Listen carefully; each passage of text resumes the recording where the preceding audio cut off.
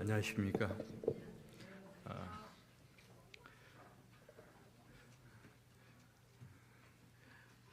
우리 진리횃불교회 교우 여러분들을 이 안식일에 뵙게 된 것 정말 큰 특권이 아닐 수 없습니다. 사실 이 교회는 남의 교회 같지가 않아요. 그래서 처음 오는 교회 같은 그런 느낌이 아니라 제가 아주 익숙한 마치 제 교회에 온 것처럼 느껴지는 그런 교회입니다. 벌써 5년 전인 것 같아요. 시간이 얼마나 빠르게 흐르는지.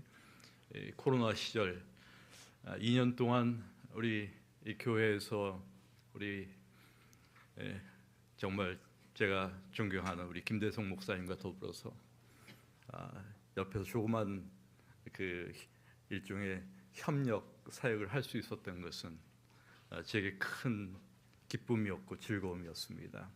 그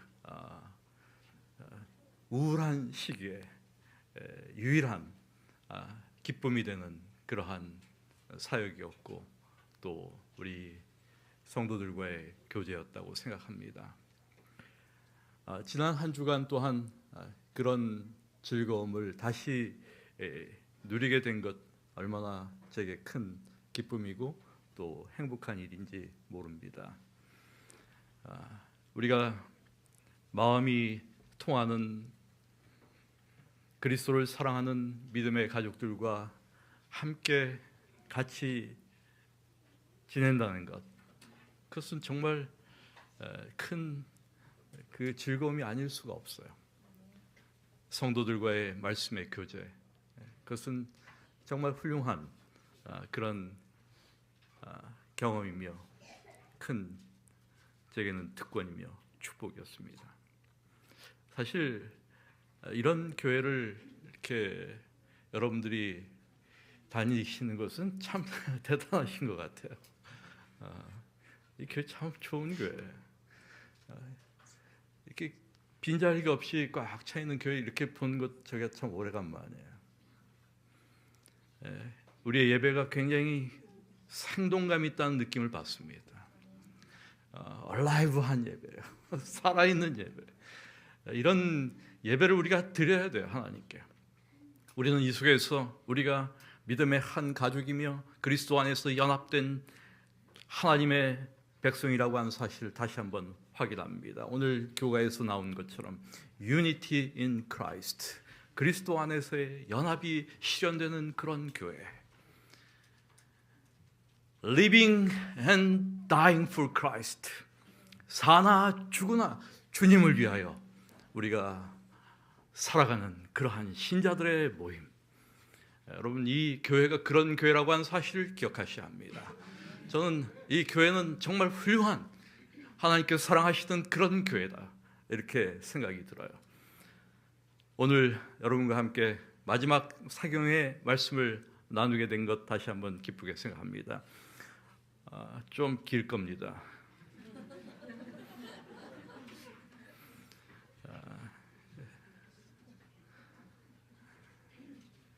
무엇이 구원의 확신을 가로막는가? 우리 다 함께 성경 말씀 고린도서 5장 10절의 말씀을 먼저 함께 보시겠습니다. 이는 우리가 다 반드시 그리스도의 심판대 앞에 드러나 각각 선악간에 그 몸으로 행한 것을 따라 받으려 함이라. 계속해서 빌립보 2장 12절의 말씀을 함께 보시겠습니다. 그러므로 나의 사랑하는 자들아, 너희가 나 있을 때뿐만 아니라 더욱 지금 나 없을 때에도 항상 복종하여 두렵고 떨림으로 너희 구원을 이루라. 여러분은 구원의 확신을 가지고 계십니까? 이렇게 아멘 하실 수 있다는 것도 참 놀랍습니다. 사실 많은 재림 신자들이 이 질문에 대하여 선뜻 대답하는 것을 주저합니다. 그래서 이 질문은 신자들에게 그리 적절한 질문이 아닐 뿐 아니라 대부분의 많은 신자들에게는 부담스러운 질문이기도 합니다. 우리에게는 구원의 확신이 꼭 필요한 것일까? 구원의 확신이 있는 것과 그렇지 못한 것은 어떤 차이가 있을까? 구원의 확신이 구원을 보장하는 것일까? 구원의 확신은 정말 중요한가? 이 질문에 대하여 대답하기를 주저하는 까닭은 무엇일까? 무엇이 구원의 확신을 가로막는가? 이러한 질문들을 던지면서 저는 오늘의 말씀을 함께 생각해 보려고 하는 것입니다. 사실 신자들에게 구원의 확신을 져야 하는 공통적인 이유가 있는 것 같습니다. 그것은 대부분의 신자가 모든 면에서 부족한 자기 삶의 모습을 비교적 잘 알고 있기 때문입니다. 부족한 자신의 모습을 정확히 보고 있는 것이죠. 자신의 도덕적 측면의 여러 과오들, 종교적 행위의 부실함, 각종 선행과 봉사의 부족, 이런 것들을 매우 정확히 보고 알고 있는 것입니다. 그리고 자신의 이런 모자람으로 인하여 하나님의 심판대 앞에 서게 될 자신이 없는 것입니다. 그리고 이것은 바로 구원 확신의 결여로 나타납니다. 그리고 이런 식의 신앙적 사고와 태도는 재림 신자들이 가지고 있는 심판에 대한 경직된 사고와 특별히 조사 심판에 대한 잘못된 이해와 무관하지 않다고 생각합니다. 결국 구원의 확신을 가로막는 그 근본적 이유, 모든 신앙적 사고의 저변에 흐르는 근본적 문제의 핵심은 하나님과 심판, 특별히 조사 심판과 구원론에 대한 오해라고 할 수 있습니다. 이러한 이유 때문에 재림 신자들 중 어떤 분들은 조사 심판에 대하여 매우 부정적 태도를 보이기도 하며 어떤 분들은 재림교회 조사 심판의 가르침을 싫어하기도 합니다. 사실 재림교회 조사 심판의 교리는 역사적으로 교회 안팎에서 가장 논쟁적인 가르침이었습니다. 재림교회 역사 속에서도 조사 심판에 대한 다양한 공격과 비평이 있었습니다. 그리고 이러한 공격에 대응하면서 재림교회는 조사 심판에 대한 신학적 기초를 더욱 탄탄하게 발전시켜 왔습니다. 따라서 조사 심판의 가르침은 성경적으로 신학적으로 매우 견고한 기반을 갖추고 있음을 여러분들이 아시면 좋을 것 같습니다. 사실 조사 심판의 교리뿐 아니라 재림교회의 주요 교리들은 성경의 다양한 주제들과 상호 연관되어 있습니다. 그 신학적 체계가 그리 간단하지가 않습니다.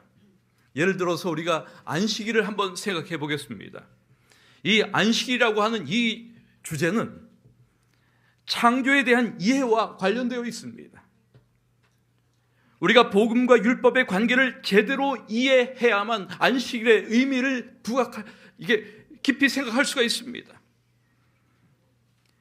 계시록의 마지막 때의 사건들과 또 작은 뿔의 역할, 거짓 예배, 짐승의 표와 하나님의 인, 이 같은 모든 부분에 대한 종합적 이해를 가져야만 비로소 우리는 안식일이 갖는 그 종말적 의미가 무엇인지를 정확하게 이해할 수 있는 것입니다. 조사 심판도 마찬가지입니다. 다니엘서의 해석 방식, 역사주의적 해석, 연일 원칙, 다니엘 8장 14절의 2300주야에 대한 해석과 성소 정결의 의미, 히브리서의 중요 이슈들, 지상 성소와 하늘 성소, 구속과 심판의 의미, 특별히 구속론과 매우 밀접히 이것이 연결되어 있어요. 또한 예언의 신에 대한 견해와 엘렌 화이트의 영감의 문제와도 이 문제가 관련되어 있습니다. 어떤 분들은 그런 요청을 할 때가 있어요. 이런 재림교회 교리들 그거 좀 간단하게 줄여서 좀 알려주면 좋지 않겠나, 뭐 이렇게 이야기합니다. 그런데 사실 간단하게 말하기 어려운 방대한 가르침입니다. 일반적으로 조사심판에 대해 비평하거나 공격하는 사람들의 공통된 주장이 있습니다. 그 주장들 가운데 하나는 무엇인가 하면 성경 본문에 지지가 없다, 구원의 확신을 져야 한다, 뭐 이런 신학적 비평이 있습니다. 그런데 가장 중요한 공통된 주장은 조사심판이 굳이 필요한가? 라고 하는 것입니다. 또한 조사심판의 가르침은 신자들에게 구원의 확신을 저해하며 두려움과 죄책감을 가져다 주는 그런 교리다라고 비평하는 것입니다. 이러한 비평 앞에서 우리는 조사심판을 제시하는 방법에 있어서 우리에게 문제가 있었음을 솔직히 인정하지 않을 수 없습니다. 사실 우리의 문제는 조사심판이란 성경적 진리를 마땅히 그래야 했을 만큼 그리스도 중심적으로 제시하지 못한 것입니다. 실제로 과거 재림교회 설교자들과 전도자들은 조사심판 중에 언제 여러분의 이름이 올라올지 전혀 알 수 없다, 뭐 이런 식으로 경고하며 성결한 삶을 살도록 촉구하기도 했습니다. 이러한 가르침은 신자들을 끊임없이 불안한 상태에 있게 만들며 구원의 확신을 거두어 갔습니다. 여러분, 그러나 그렇다고 그런 사실이 이 성경적 진리 자체의 타당성을 반박하는 논증이 되진 않습니다. 그리고 이러한 심판에 대한 견해는 믿음으로 말미암는 의의 성경적 진리와 모순되는 것이 또한 분명합니다. 그러므로 우리에게 먼저 조사심판의 가르침에 대한 올바른 이해가 필요합니다. 이 조사심판이란 무엇일까? 불행하게도 오늘날 재림교회 신자들에게서 발견되는 문제 중 하나가 무엇인가 하면, 우리 재림 신자이면서 재림교회가 무엇을 믿고 있는지, 우리가 가지고 있는 신념이 정확히 무엇인지 잘 모른다는 겁니다. 그냥 몇 가지 기초적 진리에 대하여 이해하는 정도입니다. 안식일, 죽은 자의 상태, 예수 재림, 하늘 성소, 예언의 신, 이 정도예요. 하늘 성소와 조사 심판을 포함해 재림 교회의 주요 가르침에 대한 바른 이해가 이런 의미에서 필요한 것입니다. 사실 조사 심판에 대한 막연한 불안감은 조사 심판에 대한 무지와 오해에서 비롯됩니다. 문제는 조사 심판이 아니라 우리가 그것을 어떻게 이해하느냐가 중요합니다. 우리의 문제는 우리가 이 기쁨의 사건을 비성경적인 죄와 완전의 개념과 합쳐 두렵고 무섭고 불안한 것으로 만든 것입니다. 그래서 일부 재림교인들은 조사심판을 싫어하는 것이죠. 그것이 그래서 별로 이상한 일이 아닙니다. 그렇다면 성경적 의미의 조사심판이란 무엇일까? 재림전 심판이라고도 하고 또 조사심판이라고도 하는 이 조사심판은 세 천사의 기별 중 첫째 천사의 기별인 계시록 14장 6절과 7절에서 영원한 복음의 한 부분으로 소개됩니다. 또 보니 다른 천사가 공중에 날아가는데 땅에 거하는 자들 곧 여러 나라와 족속과 방언과 백성에게 전할 영원한 복음을 가졌더라 라고 말하고 있습니다. 그런데 그가 큰 음성으로 가로되 하나님을 두려워하며 그에게 영광을 돌리라. 이는 그의 심판하실 시간이 이르렀다라고 또한 이야기합니다. 여러분, 우리가 여기서 기억할 것은 영원한 복음이라고 하는 그 복음 가운데 심판이라고 하는 중요한 주제가 포함되어 있다라고 하는 사실을 주목하는 것입니다. 다니엘 7장 역시 9절과 10절, 22절, 26절과 27절에서 세 번 재림 전에 있을 심판에 대하여 언급합니다. 이렇게 재림 전에 있을 조사 심판은 성경에 근거한 심판입니다. 그러므로 조사 심판의 가르침은 만들어낸 이야기가 아닙니다. 최후의 집행 심판이 있기 전에 면밀한 조사를 하는 조사 심판은 심판에 있어서 그 절차적 정당성을 담보하는 것으로서 없어서는 안 될 심판입니다. 물론 이것은 하나님께는 필요 없을 수 있지만 다른 피조물에게는 그렇지가 않습니다. 그러면 조사 심판의 시기는 언제일까? 조사 심판은 시기적으로 재림 전에 있을 심판입니다. 시기와 관련해서 이것은 2300주야까지니 그때 성소가 정결하게 함을 입으리라고 하는 다니엘 8장 14절의 2300주야의 예언과 관련되어 있습니다. 그렇다면 이 심판의 성격은 무엇일까? 하나님께서 우리를 정죄하기 위하여 지금 심판을 진행하고 계시는 것일까? 결코 아닙니다. 왜 그럴까요? 그 이유가 무엇일까요? 그것은 이미 우리가 죽도록 다 정죄되었기 때문입니다. 만일 하나님께서 우리를 위하여 아무것도 하지 않으신다면 우리는 속절없이 다 영원히 멸망할 것입니다. 우리가 이미 정죄의 상태에 있는데 하늘에서 다시 우리를 정죄할 필요가 없습니다. 그러므로 만약 하나님께서 이미 하늘에서 법정을 여셨다면 그것은 또 다른 이유 때문이라고 생각할 수 있습니다. 그렇다면 하나님께서 하늘에서 법정을 열고 계신 이유가 무엇일까?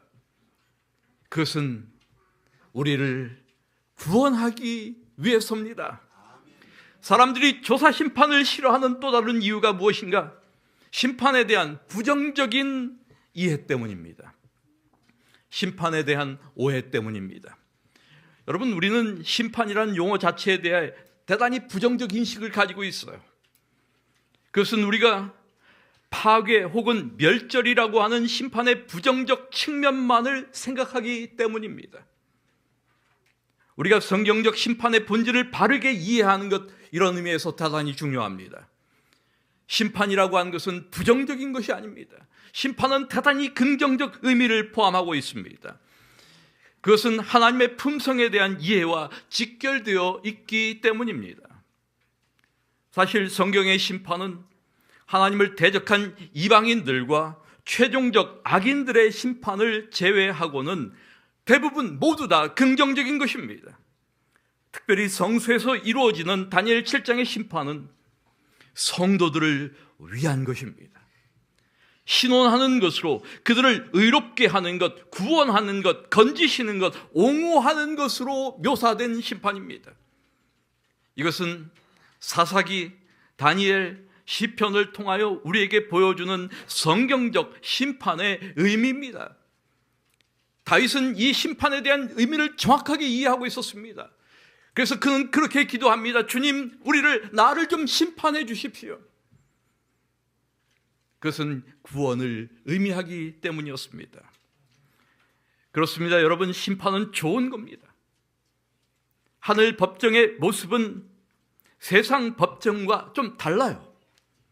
세상 법정에는 누가 있습니까? 재판관이 있고 검사가 있고 변호사가 있고 피고가 있어요. 그러나 하늘 법정에는 마귀가 우리를 기소하지만 우리의 대제사장이신 그리스도께서는 우리의 변호인인 동시에 무엇이 되는지 아십니까? 그분이 재판관이기도 하시다는 것. 그분이 재판관이라는 사실, 그분이 변호인일 뿐만 아니라 재판관이시기도 하다는 겁니다. 요한복음 5장 22절에서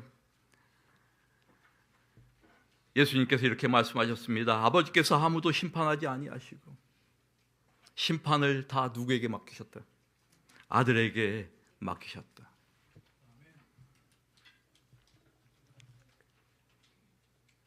이런 재판정을 한번 생각해 보세요. 이 세상에는 전관 예우라고 하는 이유로 재판에서 이기는 경우가 아주 많아요. 그런데 우리를 변호하시는 그리스도가 또한 우리를 재판하시는 재판관이시라면 이 재판의 결과는 무엇이겠습니까? 그리고 이미 우리를 십자가에서 구원하셨다면 또 무엇을 위함일까요? 그것은 온 우주 앞에서 우리의 구원을 다시 한번 확증하고 우리의 영원한 구원을 받기 위함입니다. 예수 그리스도께서는 당신의 죽음을 통하여 모든 우주 앞에서 우리가 영원한 구원을 받을 수 있는 토대를 이미 마련하셨습니다. 그리고 온 우주의 증인들 앞에서 우리에 관한 결정을 지금 확증하시는 것입니다. 그래서 엘렌 화이트는 죄를 회개하고 그리스도를 믿음으로 말미암아 그리스도의 속죄의 은혜를 받을 만한 사람이 누구인지를 결정하기 위하여 하늘에 있는 기록책을 조사할 필요가 있다. 따라서 성소의 정결은 조사심판의 사업이 포함된 것이다. 이 조사심판은 그리스도께서 당신의 백성을 구원하러 오시기 전에 해야 할 사업이다. 그리스도께서 재림하실 때에는 각 사람이 행한 대로 갚으실 상벌을 가지고 오실 것이다. 여러분, 하늘 법정의 심판은 신자들의 종교적 도덕적 선행과 봉사를 조사해서 누가 구원받고 누가 구원받지 못하는지를 조사하는 그런 심판이 아닙니다. 중요한 질문은 사람들이 그리스도 속죄의 희생을 받아들이고 그것이 그들의 마음과 생각을 변화시키게 하였는가라고 하는 겁니다. 이것이 각 사람이 행한 대로의 의미입니다. 여러분, 인간의 행위라고 하는 것은 다른 게 아니에요. 하나님께서 우리에게 일깨워 주신 그 자유의지를 통해서 내가 그리스도를 나의 구주로, 나의 주님으로 그분을 선택했느냐가 핵심입니다. 여기서 우리는 하나님이 정보가 필요해서 심판하시는 것이 아님을 상기할 필요가 있습니다. 하나님께서는 이미 우리 각자의 마음을 다 아십니다. 그런데도 왜 기록책을 펴놓고 조사하는 심판을 하시는가? 여기에 신정론적 문제가 있습니다.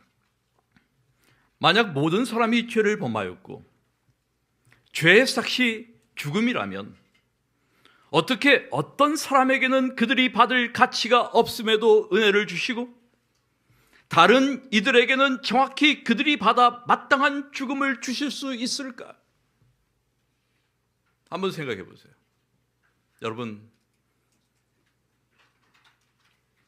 여러분 그냥 제 자신을 비유하는 게 훨씬 좋을 것 같아요.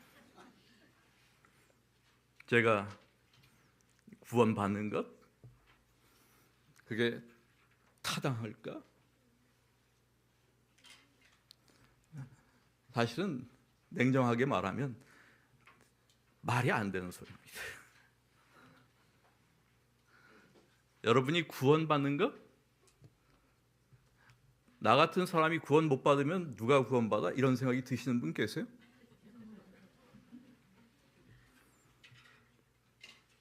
택도 없는 소리입니다.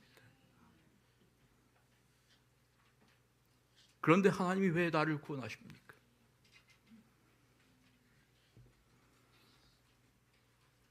죄를 지은 악한 천사들은 천국에서 쫓겨나고 죄인들은 천국에 들어간다.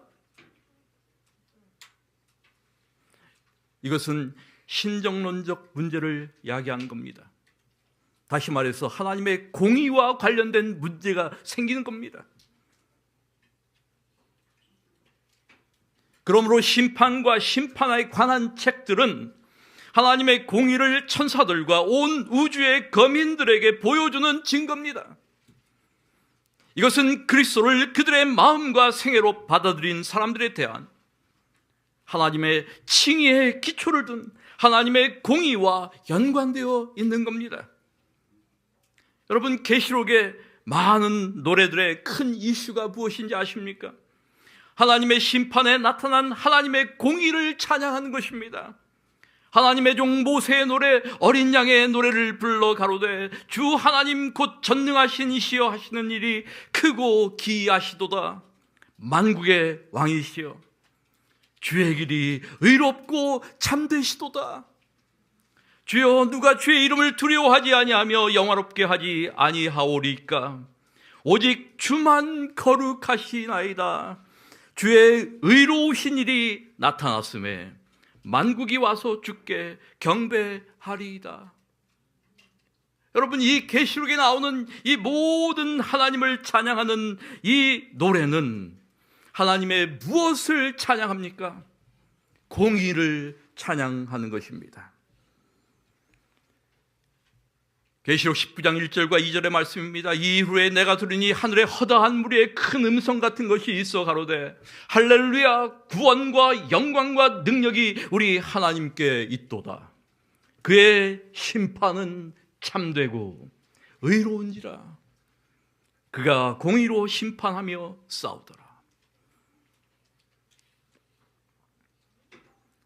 이런 그분의 공의에 대한 어떠한 의심도 지속되지 않게 하려고 하나님께서는 죄와 죄인들을 도말하기 전 그분의 결정에 대한, 심지어 마지막 확인하는 심판의 기회를 누구에게 주시는지 아십니까? 그것을 성도들에게 주십니다. 그것이 천년기에 이루어지는 심판입니다. 그러므로 조사 심판은 온 우주 앞에서 우리가 예수 그리스도를 구주로 영접했다는 것을 확증하는 심판입니다. 재판관이신 하나님께서 우리가 죄인임에도 불구하고 우리를 의롭다고 인정하시는 것입니다. 그가 많은 허물을 가졌음에도 불구하고 나를 영접했다, 그는 참된 내 백성이다 라고 선언하시는 심판입니다. 이런 의미에서 조사 심판은 그 시기적 의미에서 재림 전에 있을 심판입니다. 그래서 우리가 재림 전 심판이라고 말합니다. 또한 그 방법적 의미에서 조사하는 것이 있으니까 조사 심판이라고 말하는 겁니다. 또한 그 성격적 의미에서 이 조사 심판을 우리는 확증 심판이라고 말합니다. 이것은 우리가 하나님에 대하여 결정한 것을 확증해 주는 심판입니다.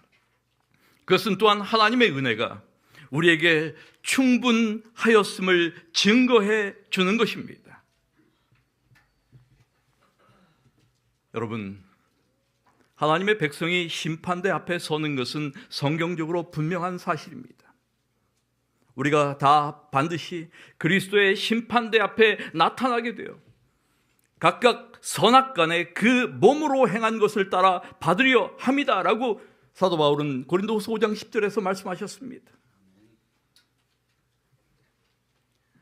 그러므로 우리는 재림교회가 가르치는 이 조사심판이라고 하는 가르침이 명백히 성경적이라고 하는 결론을 얻을 수가 있는 것이죠. 이제 우리는 구원론의 관점에서 조사심판의 실제적 의미가 무엇인지를 좀 생각해 볼 필요가 있습니다. 조사심판의 가르침이 우리의 신앙에 어떤 실제적 유익이 있을까? 여러분, 우리가 지난 사경의 시간을 통해서 제가 개혁주의 슬로건에 대한 이야기를 잠깐 했었습니다. 오직 은혜, 오직 믿음, 오직 하나님께 영광. 이러한 슬로건이 함축하고 있는 그 의미가 무엇인가? 그것은 구원은 하나님의 은혜를 통하여 믿음으로 말미암아 주어지는 것임을 의미합니다. 또한 하나님 홀로 인간 구원에 대한 책임을 담당하시며 인간은 자신의 구원에 대한 공로를 주장할 수 없음을 의미하는 것입니다. 재림교회 역시 이 같은 기본적 신념을 다른 개신교회와 공유하고 있습니다. 그러나 대부분의 사람은 이러한 입장이 기본적으로 두 개의 거대한 신학적 패러다임을 통하여 진술된다고 하는 것을 인식하지 못합니다. 이 구원론에 있어서 두 가지 중요한 신학적 거대한 패러다임이 있어요.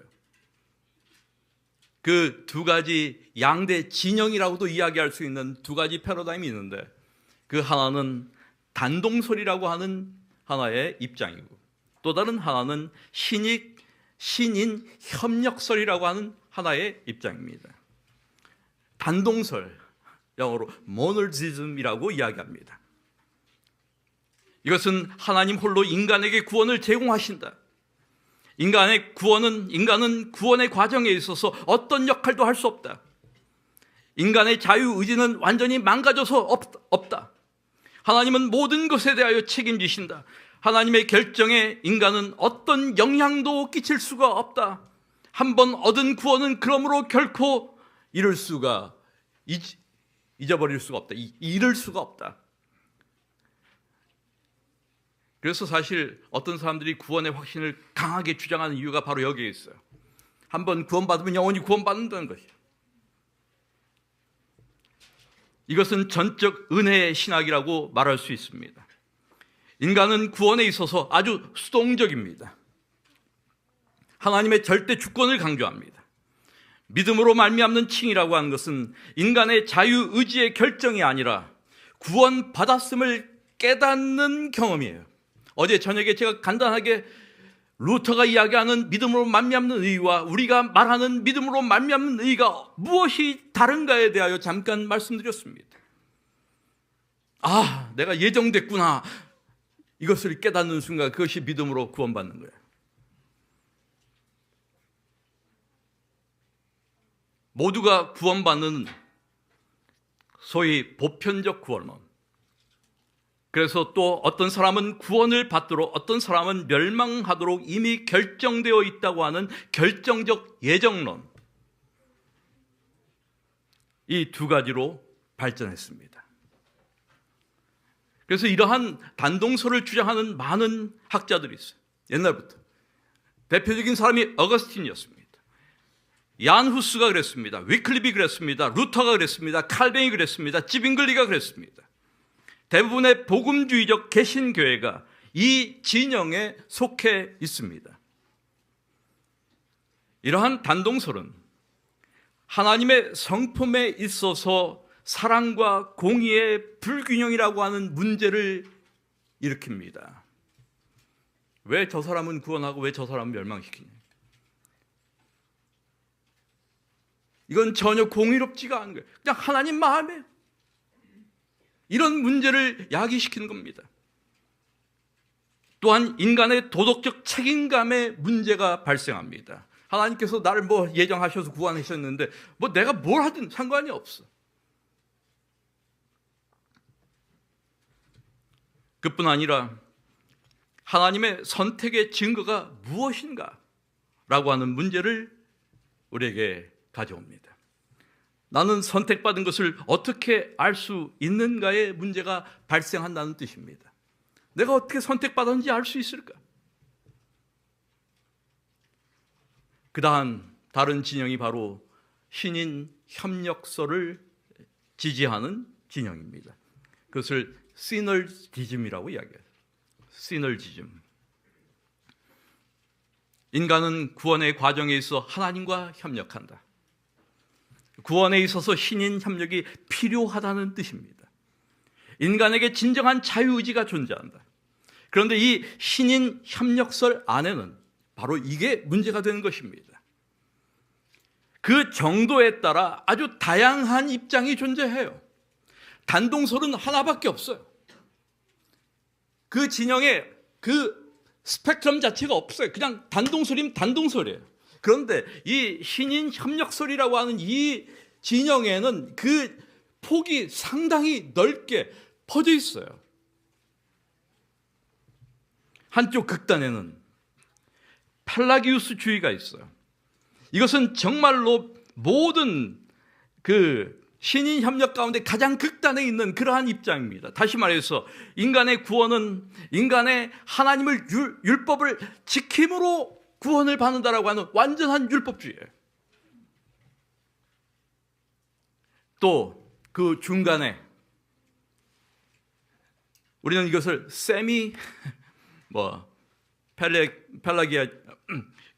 펠라기우스주의 이렇게 이야기합니다. 믿음과 행위가 결합된 믿음 절반, 행위 절반 이런 것입니다. 그리고 또 다른 한쪽은 단동설에 아주 가까운 이쪽으로 가면 갈수록 가장 가까운 이 지점에는 무엇이 있는가 하면 은혜 중심의 신인 협력설이 있어요.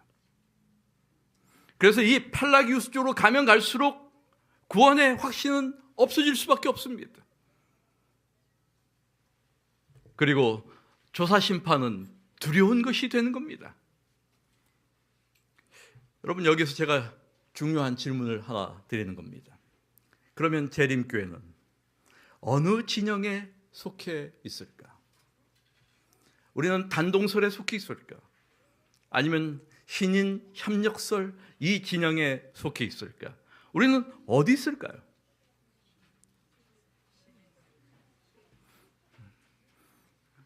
그냥 속으로 대답하셔도 됩니다. 재림교회는 넓게는 신인 협력설 진영에 있지만 좁게는 은혜 중심의 신인 협력설 입장에 있습니다. 그래서 우리는 그것을 은혜 중심의 신인 협력설이라고 부릅니다. 그럼 도대체 은혜 중심의 신인 협력설은 무엇일까? 이것은 하나님 홀로 구원의 과정을 주도하시고 완성하시는 동시에 그분의 선행적 은총을 통하여, 제가 어저께 선행적 은총이 무엇인지에 대하여 말씀을 드렸어요. 이 말씀을 어제 드린 것이 참 잘했다 이렇게 생각이 들어요. 왜냐하면 선행적 은총을 이해하는 것이 재림교회 신학을 이해하는 데 있어서 대단히 중요한 한 부분이기 때문에 그렇습니다. 이 선행적 은총을 통하여 인간의 망가진 자유의지를 회복시키시고 우리로 선한 일들을 할 수 있도록 하시며 성화케 하신다고 하는 입장입니다. 그래서 바울은 빌립보 2장 13절에서 너희 안에 행하시는 이는 하나님이시니라고 말하고 있습니다. 자기의 기쁘신 뜻을 위하여 너희로 소원을 두고 행하게 하신다. 또한 성령을 통하여 구원의 전 과정을 돌보도록 하시며 매 순간 그리스도를 따르기로 선택한 사람들에게 구원의 관을 씌우시는 것입니다. 여러분, 이러한 이해는 신자들로 참된 성경에 근거한 구원의 확신과 조사심판에 대한 긍정적 시각을 제공합니다.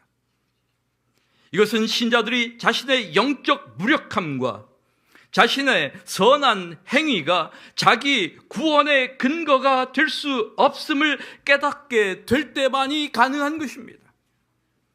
이때 우리는 믿음으로 그리스도를 붙드는, 그리고 언제나 그리스도 의를 붙드는 그러한 상태가 되는 것입니다. 이것은 우리가 심판 앞에 설 경우 그리스도의 의가 우리를 덮고 있음을 또한 의미하는 것입니다. 그래서 바울은 로마서 4장 7절과 8절에서 그 불법을 사하심을 받고 그 죄를 가리우심을 받는 자는 복이 있고 주께서 그 죄를 인정치 아니하실 사람은 복이 있다. 이렇게 이야기한 것입니다. 여러분, 그래서 언제나 이 조사 심판에 대한 비평은 단동설 진영에 있는 사람들이 하는 거예요. 구원은 하나님께서 인간을 위해 행하신 일에 전적으로 달려있고 인간의 의지가 전혀 개입되지 않은 하나님의 절대 주권에 의한 것이기 때문에 인간의 삶에 대한 조사 같은 것 필요 없다. 이렇게 주장하는 것입니다. 그러므로 이 단동론자들은 조사 심판뿐만 아니라 신인 협동 사상에 대하여 공격하는 것입니다.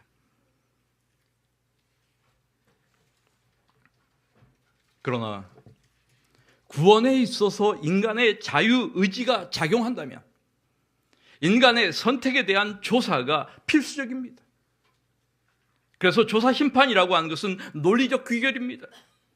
성경은 고린도서 5장 10절에서 이는 우리가 다 반드시 그리스도의 심판대 앞에 드러나 각각 선악간에 그 몸으로 행한 것을 따라 받으려 함이다 라고 하는 진술을 통하여 심판의 필연성에 대하여 언급합니다.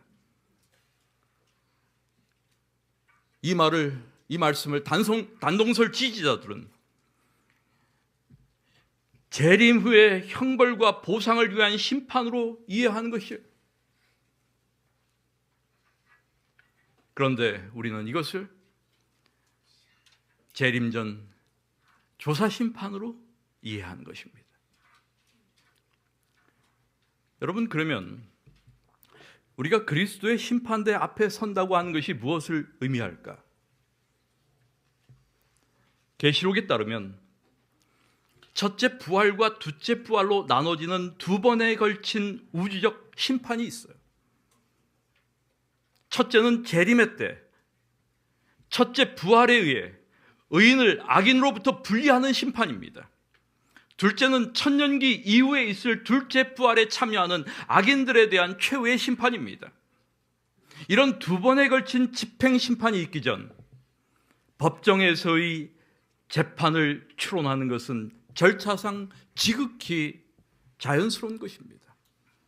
그러므로 재림 전 있을 이 조사 심판은 구원받을 자들을 대상으로 하고 천년기 이후에 있을 최후의 심판은 악인들을 그 대상으로 삼습니다.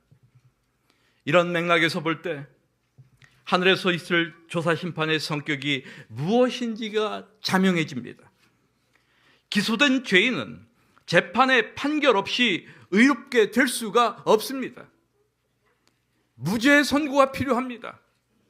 그러므로 그것은 정죄하기 위한 심판이 아닌 인간을 구원하기 위한 심판이라고 하는 사실을 다시 한번 우리가 이해할 수가 있습니다. 다시 말해서 우리가 하늘에 가는 정당성을 보여주기 위한 심판이란 뜻입니다. 여러분, 우리가 어떻게 구원받습니까? 우리는 어떻게 구원을 얻습니까? 행위로입니까? 믿음으로입니까?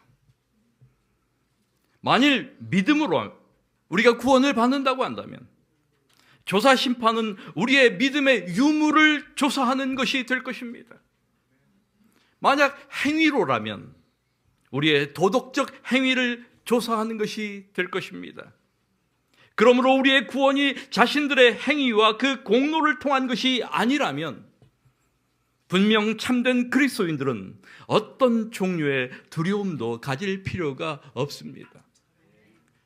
로마서 5장 1절의 말씀에서 그러므로 우리가 믿음으로 의롭다 하심을 얻었은즉 우리 주 예수 그리스도로 말미암아 하나님으로 더불어 화평을 누리자.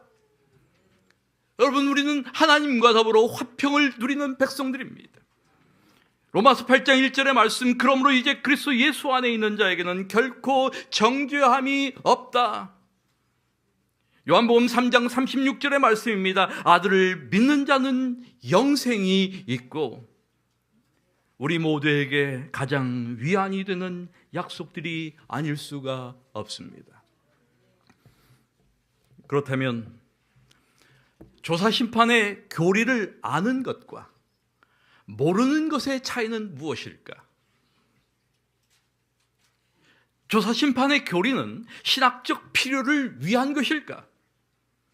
재림교회의 신학적 체계를 유지하기 위한 그런 장치일까? 하늘 성소에 대한 이론을 세우기 위한 그러한 하나의 장치일까? 대실망 이후 재림교회의 출범을 가능하게 했던 하늘 성소에 대한 재발견을 강화하기 위한 신학적 체계인가? 여러분, 만약 이런 것들이라면 모르셔도 돼요. 몰라도 전혀 문제가 없어요. 만약에 어떠한 교리가, 어떤 성경의 가르침이 우리의 신앙에 영적인 유익을 제공하지 않는다면 그것은 없어도 됩니다. 모르셔도 됩니다. 버려도 됩니다. 아무것도 아닙니다. 이런 의미에서 조사심판은 구원의 확신 속에서 그 구원의 확신을 견고히 유지하도록 우리를 성찰하게 하는 장치라고 하는 사실을 아셔야 합니다. 이 조사심판에 대한 올바른 이해는 우리가 가지고 있는 구원의 확신을 강화시켜 줍니다. 우리는 성소에서 봉사하시는 그리스도를 통해서 우리를 위해 지금도 일하시는 하나님의 모습을 보는 겁니다. 하나님의 그 애씀을 보는 겁니다. 무엇 하시기 위해서? 우리를 구원하시기 위해서. 우리를 구원하시기 위해서 지금도 애쓰시는 그 하나님의, 그 그리스도의 모습을 보는 겁니다. 그러므로 우리가 구원을 받지 못한다는 것, 이거 있을 수가 없어요. 이것이 히브리서의 기별입니다. 그러므로 함께 하늘의 부르심을 받은 거룩한 형제들아, 우리가 믿는 도리의 사도이시며 대제사장이신, 왜 대제사장이 등장합니까, 여러분? 그분이 무엇이기에, 무엇을 하시기에? 그 대제사장이신 예수를 깊이 생각하라. 그렇습니다, 여러분. 조사심판은 우리의 구원이 우리의 의로운 행위나 종교적 공로에 있지 않음을 상기시켜주는 것입니다. 여러분, 대속죄일의 무드가 무엇인지 아십니까? 레위기 13장 27절, 레위기 16장 29절에 등장하는 이 이스라엘 백성들의 대속죄일의 그 무드, 그 분위기가 무엇일까? 스스로 괴롭게 하라. 너희는 마음을 괴롭게 하라. 여러분, 이 괴롭게 한다, 이 말을 갖다 여러분들은 어떻게 이해하십니까? 이것은 겸비하게 하는 것입니다. 이 대속죄일의 시간은 엄숙한 시간입니다. 그것은 자기 성찰과 겸비하고 그 겸비와 그 엄숙의 시간입니다. 이런 것들, 여러분, 이 자기 성찰이라고 하는 것, 겸비라고 하는 것, 엄숙한 것, 이런 것들은 우리 신앙에 있어서 대단히 긍정적인 요소들입니다. 우리의 신앙에 있어서 자기 성찰이 없다면 그건 신앙이 아니에요. 그런 종교는 종교가 아닙니다. 자기를 성찰하게 하는 종교.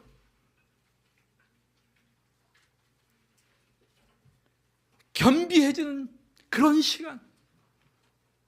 좀 엄숙해질 때도 있어야죠, 사람이. 맨날 어떻게 희덕거리고 삽니까? 그러므로 이런 것들은 신앙의 매우 긍정적 요소들입니다. 우리는 언제나 행복한 감정으로만 살아갈 수가 없습니다. 우리의 삶이란 다양한 변화가 동반합니다. 신앙이나 종교가 우리에게 늘 행복을 제공한다, 뭐 이런 것은 다 속임수예요.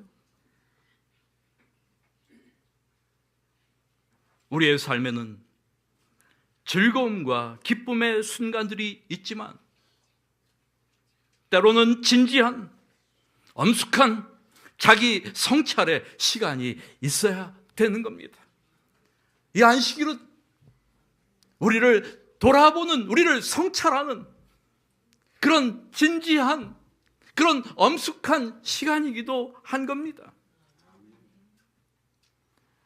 우리에게 있는 종교적 삶의 위험이 무엇인가? 우리는 쉽게 교만해집니다. 쉽게 잘난 척합니다.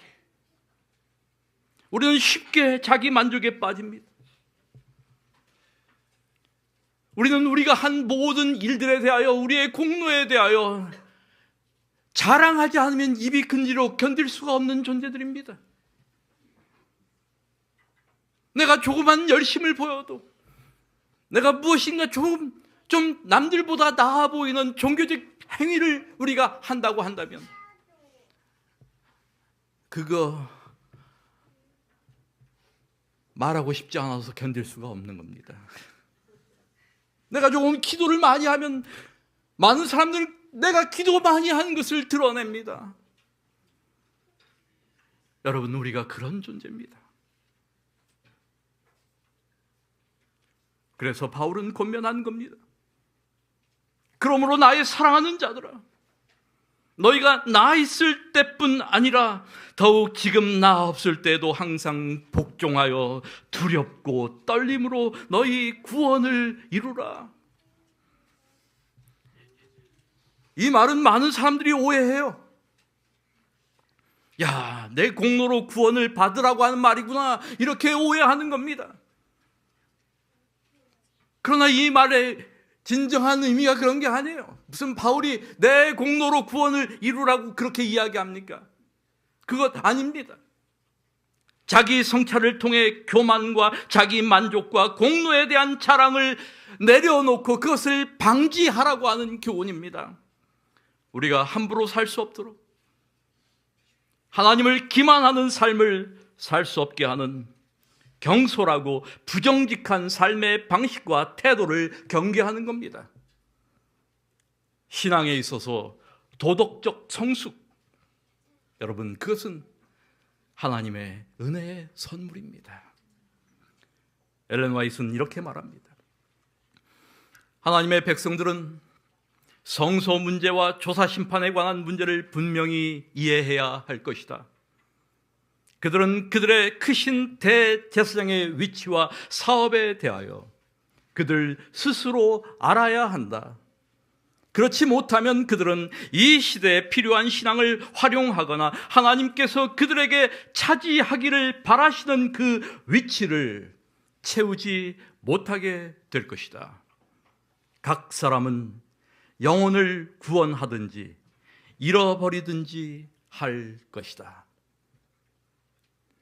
재림전 조사 심판을 포함하는 그리스도의 하늘 성소 봉사를 이해하지 못하고는 십자가 희생의 의미를 더 밝고 깊고 넓게 이해할 수 없다는 것이 엘렌 화이트의 기본적인 관점입니다. 그러므로 하늘 성소와 관련된 그리스도의 중보 봉사와 재림전 조사 심판은 십자가의 복음을 약화시키는 것이 아니라 오히려 더 강화하고 심화하는 것입니다. 우리는 속죄가 단순히 개인의 구원의 문제만이 아니라는 것을 이해할 필요가 있습니다.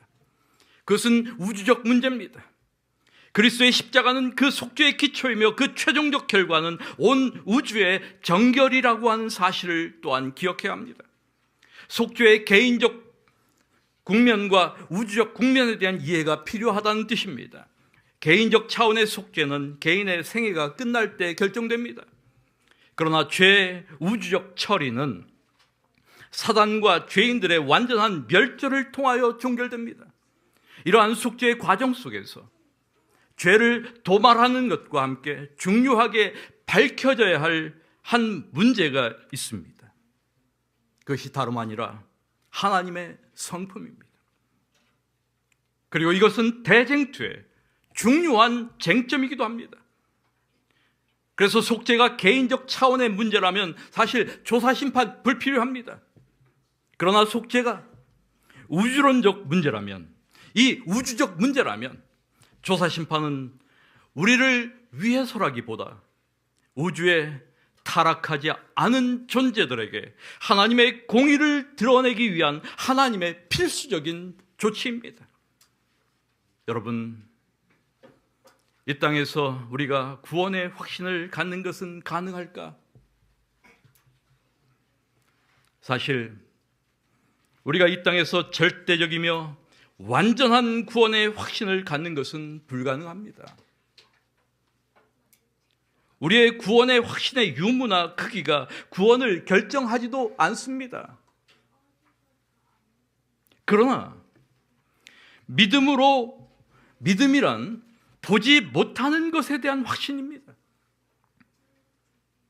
그래서 히브리서 11장 1절의 말씀은 믿음은 바라는 것들의 실상이요 보지 못하는 것들의 증거라고 이야기합니다. 증거, assurance, 확신이란 뜻입니다. 그러므로 구원의 확신을 강화하는 것은 굉장히 의미가 있는 일입니다. 그 확신이 절대적인 것이 아니라고 할지라도 우리가 가지고 있는 이 구원의 확신은 늘 강화되어야 합니다. 그리고 그것은 우리가 구원의 확신을 추구함으로 이루어지는 것이 아닙니다. 그것은 믿음의 주요 또 온전케 하시는 이인 예수를 바라봄으로 이루어지는 것입니다. 여러분, 조사 심판은 우리가 두려워해야 할 그런 심판이 아니라 이런 의미에서 무엇 해야 돼요? 환영해야 합니다. 왜냐하면 우리는 우리의 선한 행위가 우리의 구원의 근거가 될 수 없음을 깨달았기 때문입니다. 그래서 우리는 믿음으로 그리스도를 붙들며 그분의 의가 우리를 언제나 덮고 있음을 깨닫게 됩니다. 이것은 우리가 심판대 앞에 설 경우 그리스도의 의가 우리를 덮고 있음을 의미하는 것입니다. 그러므로 조사심판은 두려운 것이 아니라 우리가 환영해야 할 심판입니다. 사랑하는 교회 여러분, 하나님은 그분의 성령을 통하여 우리 안에 참된 성화를 경험케 하실 것입니다. 심판에 대한 두려움을 몰아낼 충분한 구원의 확신을 제공해 주실 것입니다. 이런 확신을 가지고 우리는 머지않아 오실 그리스도의 재림을 맞이하기 위하여 하루하루를 거룩한 행실과 경건함으로 살아가는 재림 신도들입니다. 말씀을 마칩니다.